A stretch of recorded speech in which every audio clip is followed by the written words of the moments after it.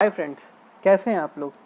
आपके अपने channel team शिक्षा में आपका स्वागत करता हूं।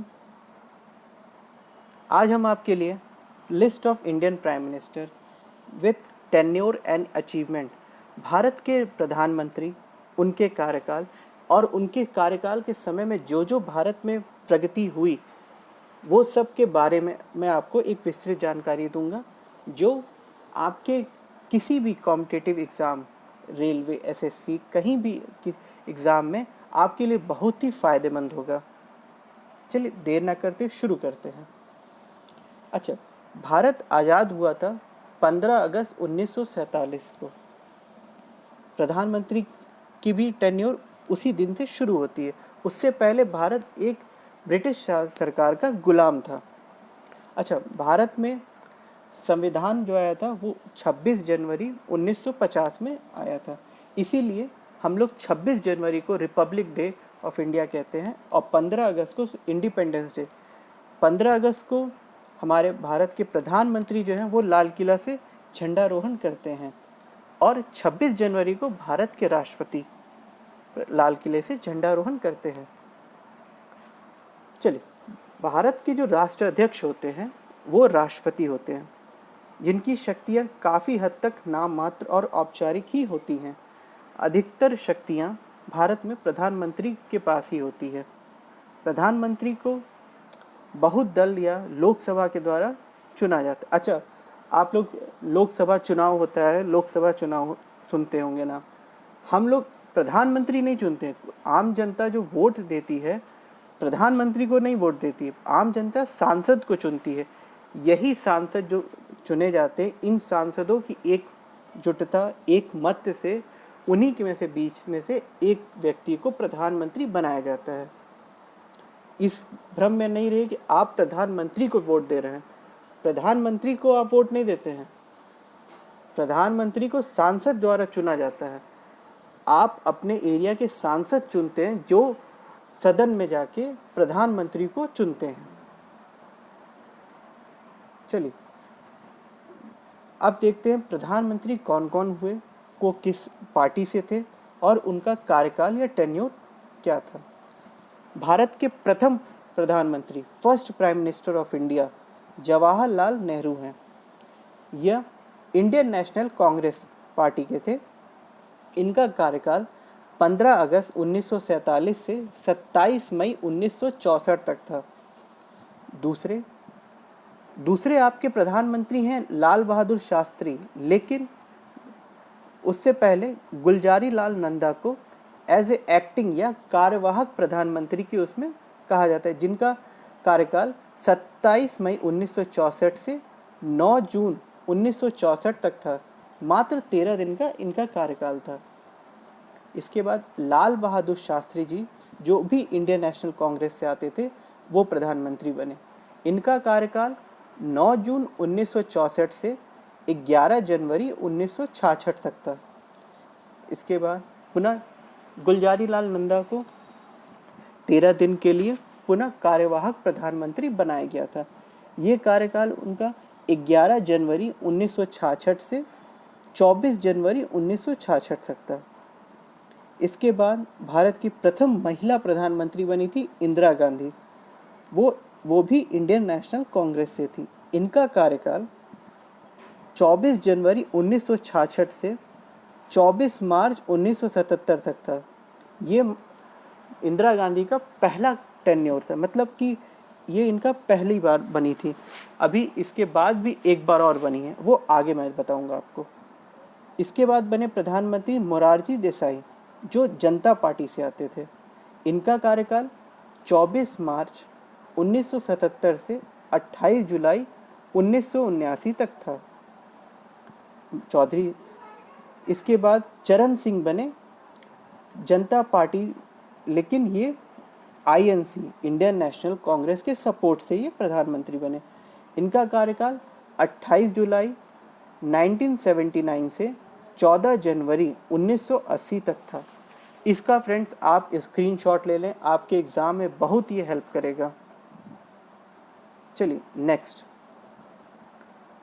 उसके बाद मैंने आपको बताया था इंदिरा गांधी पुनः प्रधानमंत्री बनी थी, इंडियन नेशनल कांग्रेस से थी, दूसरा जो उनका कार्यकाल था वो 14 जनवरी 1980 से लेके 31 अक्टूबर 1984 तक रही। इनके बाद राजीव गांधी प्रधानमंत्री बने, ये भी इंडियन नेशनल कांग्रेस से थे। इनका कार्यकाल 31 अक्टूबर 1984 से 2 दिसंबर 1989 तक था। इनके बाद वीपी सिंह भारत के अगले प्रधानमंत्री बने, जनता दल से थे, जिनका कार्यकाल 2 अक्टूबर 1989 से 10 नवंबर 1990 तक था। इनके बाद चंद्रशेखर बने, जो समाजवादी पार्टी के थे और इंडियन नेशनल कांग्रेस के सपोर्ट से प्रधानमंत्री बने थे, 10 जून 1990 से 21 जून 1991 तक। इनके बाद पीवी नरसिम्हा राव, ये भी इंडियन नेशनल कांग्रेस से थे, जिनका कार्यकाल 21 जून 1991 से 16 मई 1996 तक था। इनके बाद अटल बिहारी वाजपेयी, जो कि बीजेपी भारतीय जनता पार्टी से थे, वो प्रधानमंत्री बने 16 मई 1996 से 1 जून 1996 तक के लिए। इसके बाद एच.डी. देवे गौड़ा, जो जनता दल से थे, वो प्रधानमंत्री बने 1 जून 1966 से 21 अप्रैल 1977 के लिए। इसके बाद इंदर कुमार गुजराल, आई.के. गुजराल, ये भी जनता दल पार्टी से थे। इनका कार्यकाल 21 अप्रैल 1977 से 19 मार्च 1998 तक था। इसके बाद पुनः अटल बिहारी वाजपेयी भारत के प्रधानमंत्री बने, जो कि भारतीय जनता पार्टी के थे, 19 मार्च 1988 से 22 मई 2004 तक के लिए। इनके बाद डॉक्टर मनमोहन सिंह, जो कि इंडियन नेशनल कांग्रेस से प्रधानमंत्री बने, इनका कार्यकाल 22 मई 2004 से 26 मई 2014 तक था।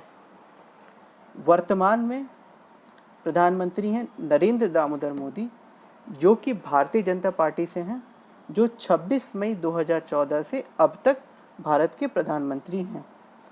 फ्रेंड्स, ये इसको आप स्क्रीनशॉट ले लें या इसको नोट कर लें, ये आपके एग्ज़ाम में बहुत इम्पॉर्टेंट है। हर एग्ज़ाम में पूछा जाता है कि उन प्रधानमंत्री का टेन्योर क्या था। आप इसका स्क्रीनशॉट ले लें, और ये पहले वाले का भी अगर ना ली हो तो फिर से एक बार स्क्रीनशॉट ले लें। मैं होल्ड कर जाता हूँ 1 मिनट के लिए।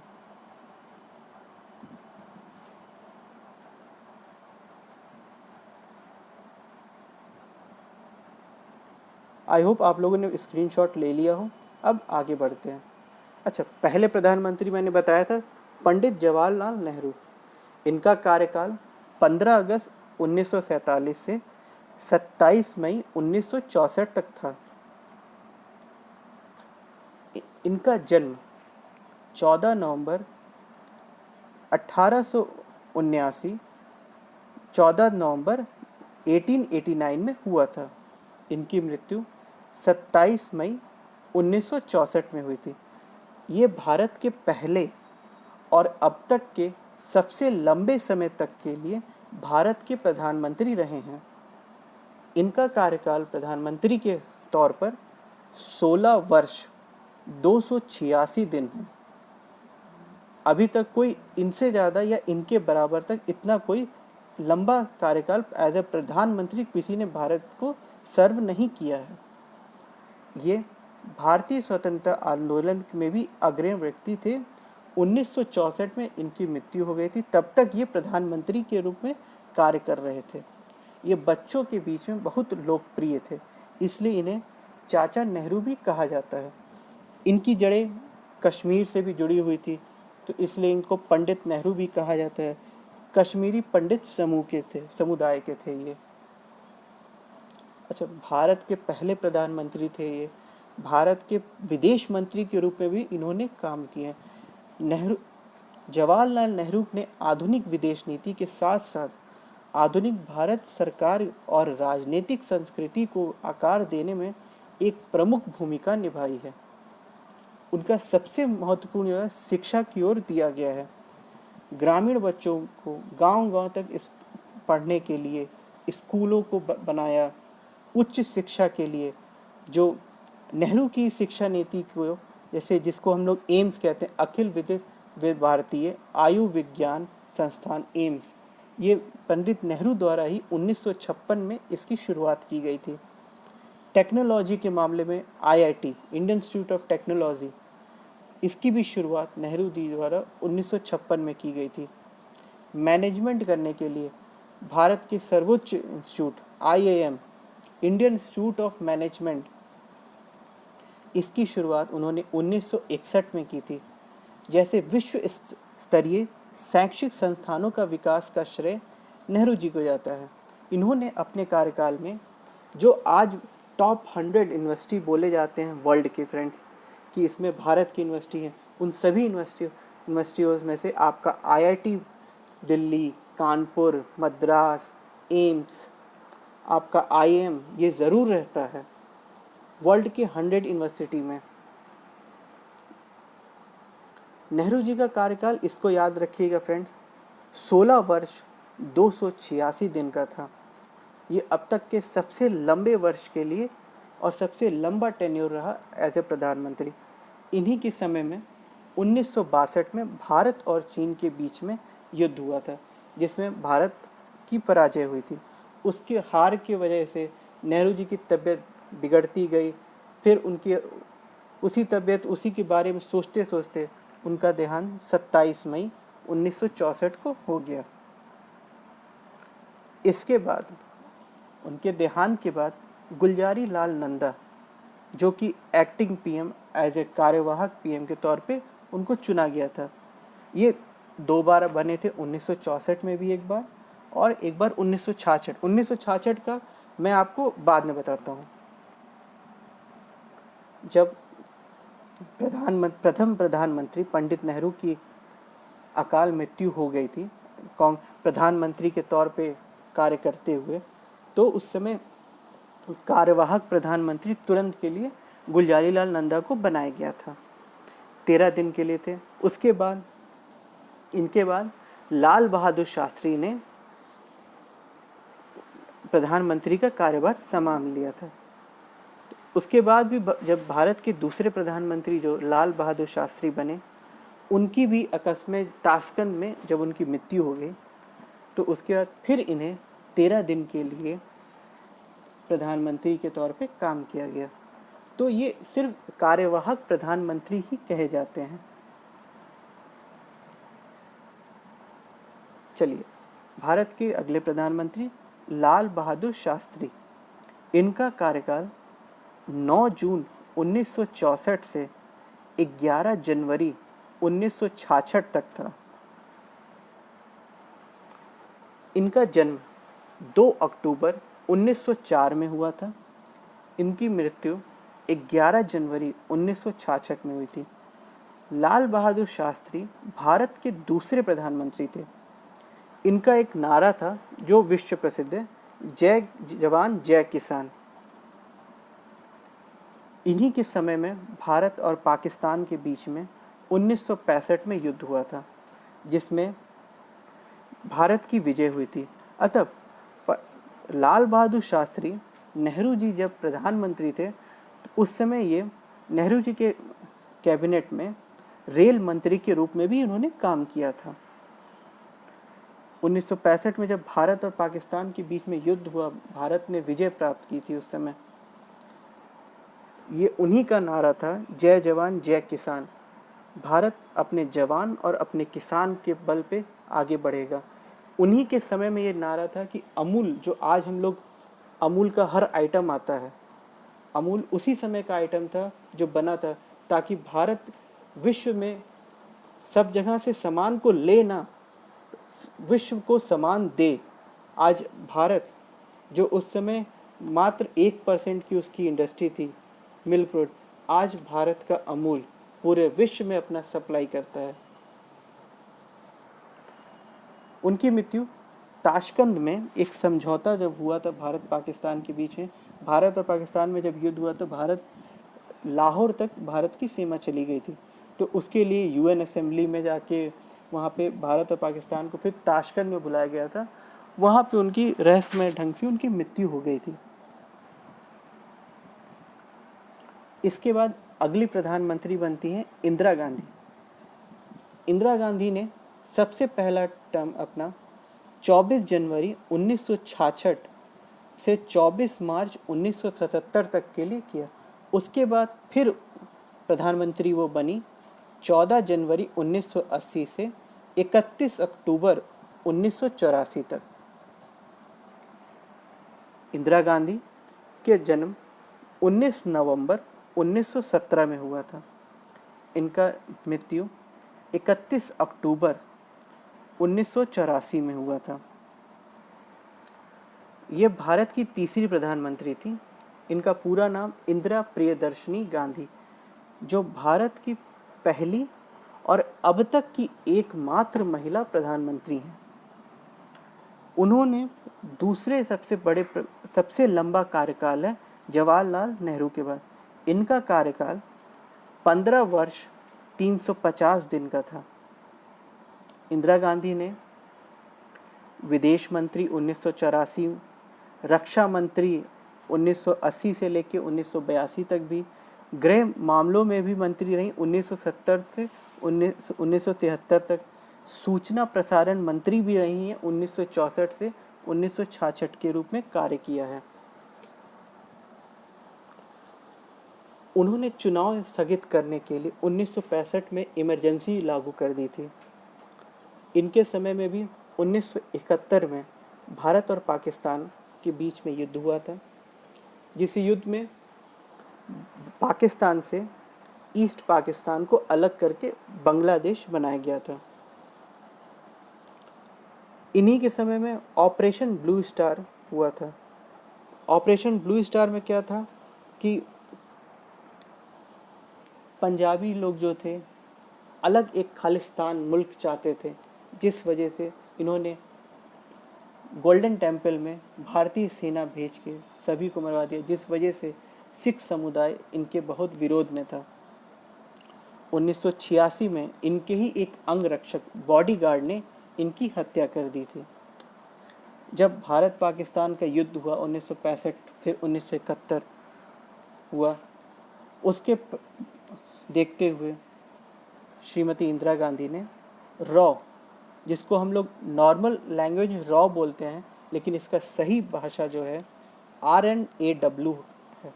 इसका पूरा नाम रिसर्च एंड एनालिसिस विंग है।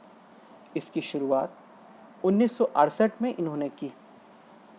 अच्छा, पहले रॉ के जो डायरेक्टर थे रामेश्वर नाथ काउ उनका नाम था, और वर्तमान में जो रॉ के चीफ हैं उनका नाम सामंत गोयल है।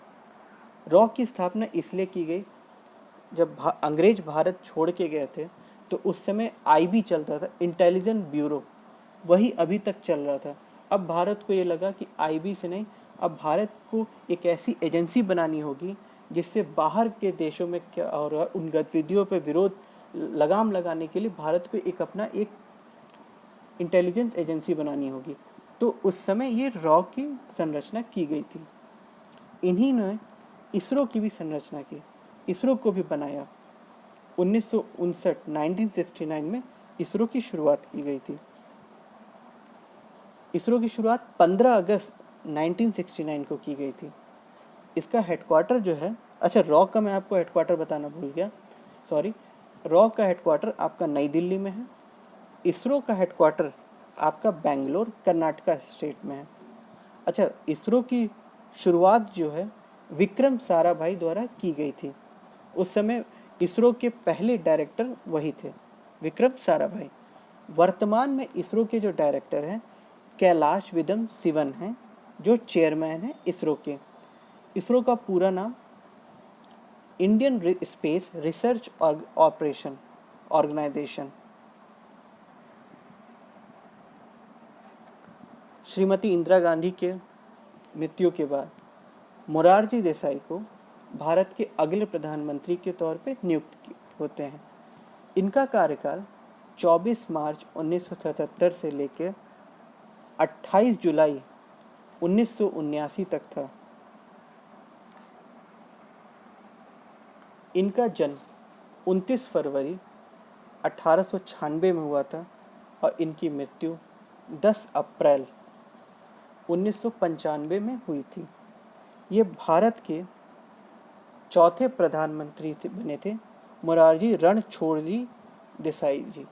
वे बॉम्बे राज्य के मुख्यमंत्री भी थे 1952 से लेकर 1956 तक, जब तक विभाजन नहीं हुआ था महाराष्ट्र और गुजरात का, तब तक वो वहाँ के मुख्यमंत्री थे। उन्होंने जनता पार्टी द्वारा गठित सरकार का नेतृत्व किया था। अच्छा, इनका जो कार्यकाल था 2 वर्ष 126 दिन का था।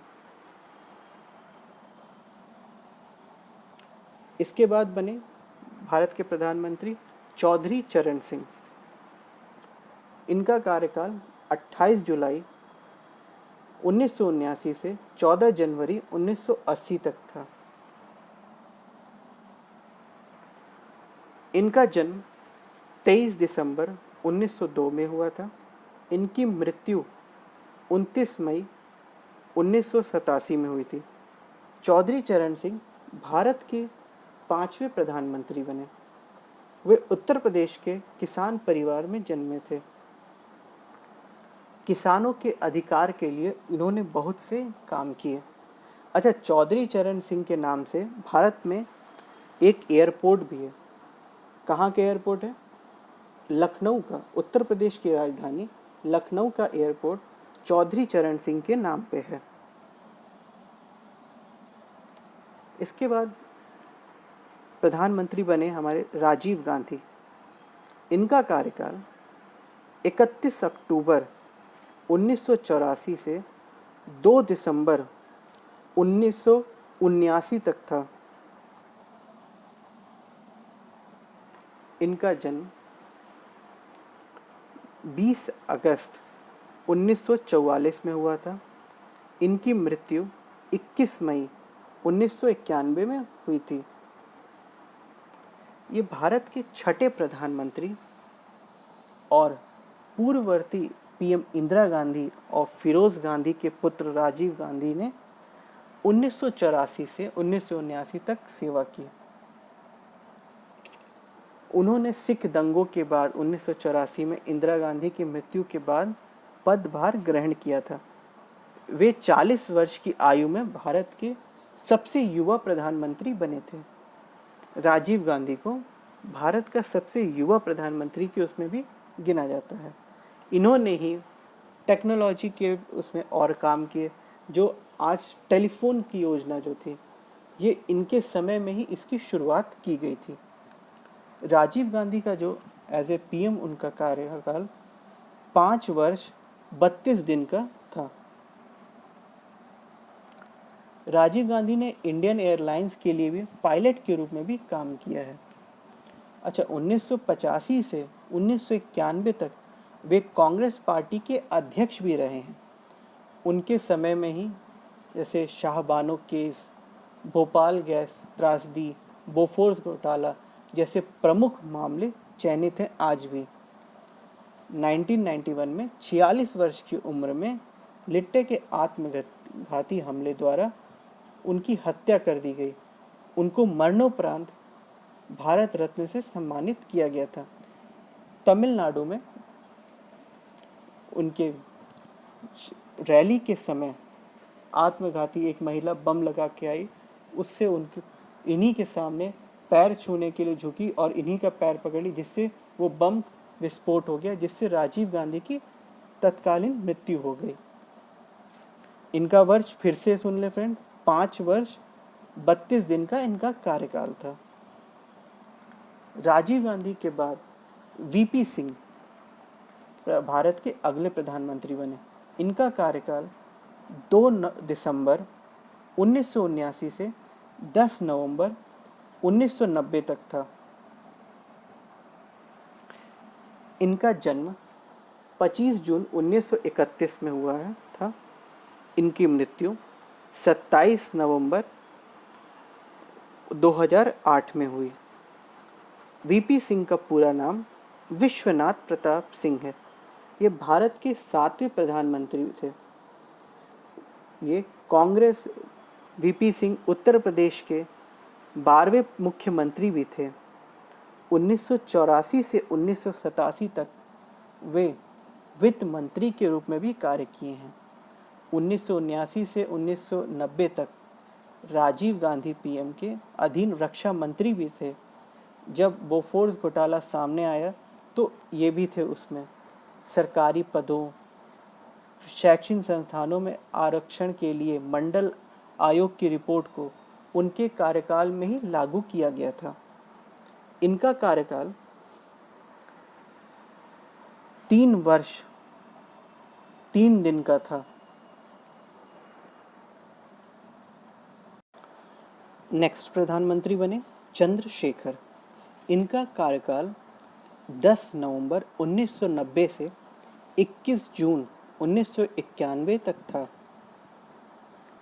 इनका जन्म 1 जुलाई 1927 को हुआ था। इनकी मृत्यु 8 जुलाई 2007 में हुई। यह भारत के 8वें प्रधानमंत्री थे। इनके समय में चुनाव प्रक्रिया में देरी के लिए इन्होंने कांग्रेस सरकार से समर्थन लेके जनता दल की एक अल्पमत सरकार का नेतृत्व किया था। कम से कम पार्टी सांसदों के साथ उनकी सरकार को लंगड़ा बत्तख माना जाता था, क्योंकि इनकी सरकार जो थी वो स्टेबल नहीं थी। 1991 में भारत में आर्थिक संकट और राजीव गांधी की हत्या इनके कार्यकाल की 2 प्रमुख घटनाएं थीं। इन्हीं के कार्यकाल में राजीव गांधी की हत्या हुई थी। चंद्रशेखर का as a PM, as a प्रधानमंत्री, उनका कार्यकाल 223 दिन का था। 223 डेज का उनका कार्यकाल था। इनके बाद प्रधानमंत्री बने पीवी नरसिम्हा राव। इनका टेन्योर जो था 21 जून 1991 से 16 मई 1996 था।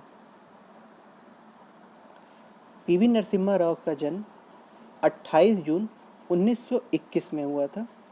इनकी मृत्यु 23 दिसंबर 2004 में हुई थी।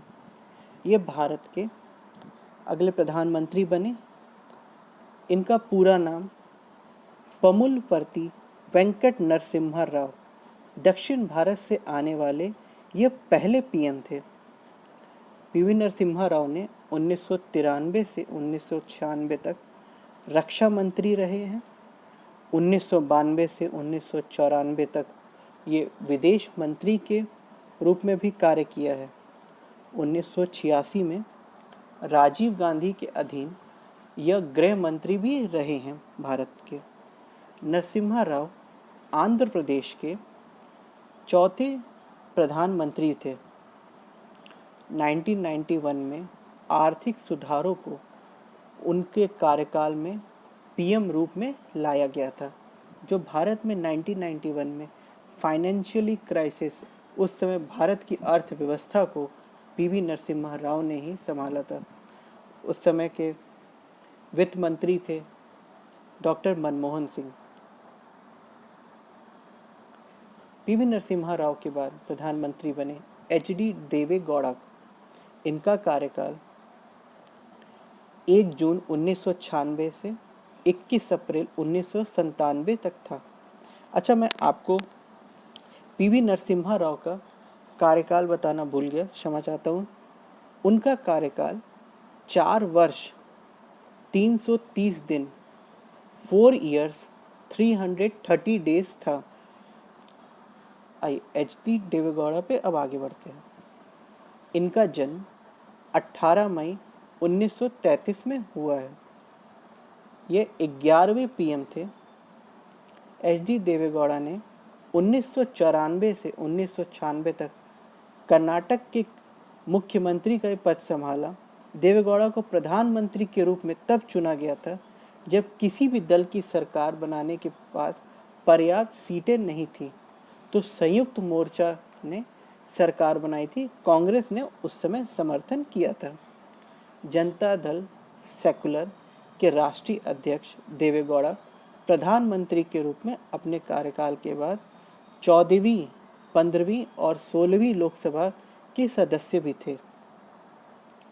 एच डी देवेगौड़ा का कार्यकाल 324 दिन 324 डेज का था। एच डी देवेगौड़ा के बाद भारत के अगले प्रधानमंत्री बने इंदर कुमार गुजराल, आई.के. गुजराल। इनका कार्यकाल 21 अप्रैल 1997 से 19 मार्च 1998 तक था। इनका जन्म 4 दिसंबर 1919 में हुआ था। इनकी मृत्यु 30 नवंबर 2012 में हुई थी। इंदर कुमार गुजराल 1997 से 1998 के बीच भारत के वे प्रधानमंत्री थे। के गुजराल नेता जहाज के नीचे भारत को छोड़ो आंदोलन में भागीदार थे गांधी जी के समय में। विदेश मामलों में ये मंत्री भी रहे हैं। गुजराल सिद्धांत के लिए याद किए जाते हैं। भारत के विदेश नीति को अपने निकटतम पड़ोसियों से, विशेष रूप से पाकिस्तान के साथ मार्गदर्शन करने के लिए 5 सिद्धांत का एक सेट वो राज्य सदस्य और लोकसभा दोनों के सदस्य रहे हैं। इंदर कुमार गुजराल ने अपने कार्यकाल में जो भारत के सभी पड़ोसी हैं, जैसे पाकिस्तान, नेपाल, श्रीलंका, अफगानिस्तान, म्यांमार, चीन, सभी से उनका था कि सबसे मैत्रीपूर्ण व्यवहार हो भारत का। चलिए नेक्स्ट देखते हैं अटल बिहारी वाजपेयी। अटल बिहारी वाजपेयी का पहला कार्यकाल 16 मई 1996 से 1 जून 1996 तक था। इसके बाद वो प्रधानमंत्री बने 19 मार्च 1998 से 22 मई 2004 तक। अटल बिहारी वाजपेयी का जन्म 25 दिसंबर 1924 को हुआ। इनकी मृत्यु 16 अगस्त 2018 में हुई। अटल बिहारी वाजपेयी ने भारत के प्रधानमंत्री के रूप में 3 कार्यकाल दिए हैं। इनका पहला कार्यकाल 1996 का, दूसरा कार्यकाल 1998, लेकिन 1 साल बाद पुनः इलेक्शन हुआ, जिसमें 1999 में इन्होंने पुनः प्रधानमंत्री के रूप में चुने गए। ये तब ये 1999 से 2004 तक का इनका कार्यकाल, ये इनका तीसरा कार्यकाल हुआ। जब वे 10वें प्रधानमंत्री के रूप में चुने गए थे 1996 में, तो वे 13 दिन की अवधि की सेवा थी। 13 दिन बाद उनकी सहयोगी पार्टियों ने भारतीय जनता पार्टी से नाता तोड़ दिया, जिस वजह से इनकी सरकार अल्पमत होने के कारण, बहुमत साबित ना करने के कारण इनकी सरकार गिर गई। अच्छा, गुलजारी लाल नंदा भी 13 दिन के प्रधानमंत्री थे। तो उनके और इनके में अंतर क्या है कार्यकाल में? वो जो थे वो कार्यवाहक प्रधानमंत्री थे। उनको प्रधानमंत्री कार्यवाहक मतलब टेम्पररी बेसिस पे बनाया गया था, और अटल बिहारी वाजपेयी को प्रधानमंत्री चुना गया था। 2014 में प्रधानमंत्री अटल बिहारी वाजपेयी को सर्वोच्च नागरिक पुरस्कार भारत रत्न से भी सम्मानित किया गया था। उन्होंने जय जवान जय किसान जय विज्ञान का नारा दिया था। उसमें इनका कहना था कि जवान भी आगे बढ़े, किसान भी आगे बढ़े, विज्ञान भी आगे बढ़े। भारत को वो हर क्षेत्र में आगे बढ़ाना चाहते थे। जब मोरारजी देसाई भारत के प्रधानमंत्री थे, उस समय मोरारजी देसाई की सरकार में अटल बिहारी वाजपेयी ने विदेश मंत्री के तौर पे भी कार्य किया है। उस समय उन्होंने भारत पाकिस्तान को संबंधों को बेहतर बनाने के कई योगदान दिए हैं। 10 बार वे लोकसभा के लिए चुने गए। 1962, 1967 तक और 1986 से 1991 तक वे राज्यसभा के 2 बार सदस्य भी रहे हैं।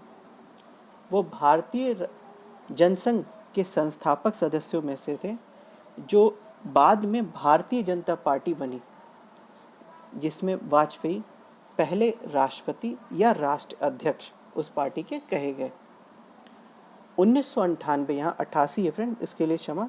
1998 में पोखरण में 2 परमाणु परीक्षण इन्हीं के कार्यकाल में हुए थे।